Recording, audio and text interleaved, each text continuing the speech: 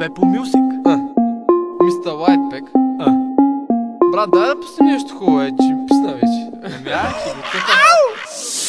Здравей, може ли да те попитам за номера? Не ти зяпам циците, гледам ти повера. А ти не се цупи, защото знам, че ти харесва да течеш там, дет никой не да почесва. С леопардово клинче подпряна на радиатора. Вика вчера мама ми намерила вибратора. Сега какво ще правим, къде да те нося? Защото имам кинти за кафе и да се накозя. Ама май ще се возя до вкъщи с градския. Секса с тебе ми излезе, бах ти златния. Харесваш ми не точно ти характера ти, защото той поне е като очакванията ми. Във Фейсбук си снимала само устните ми. То е хубаво, бейби, ама поне обръсни се. Обърни се в гръб, поне да ни те гледам. А после ми иска и снимка да изподелям.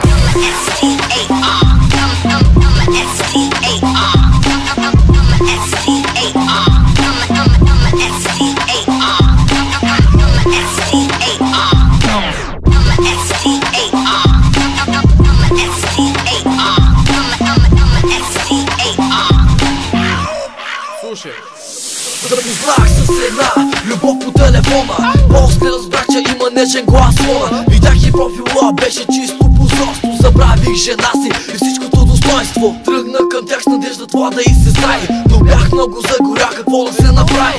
Седнах учтиво и поисках да си ходя. А тя не ме е пусна дем, още го помня. Легнах на леглото, а тя ми сложи белезници. След това разбрах, че това не са цици. Не мога да ви кажа, запазвам го в себе си. Защото след това ме питат винаги добре ли си. Добре съм естествено, просто имах нужда да се полазя малко аз и с някоя чужда. Но вместо щастлив си, тръгнах мармалат. И от тогава не вдигам на непознат.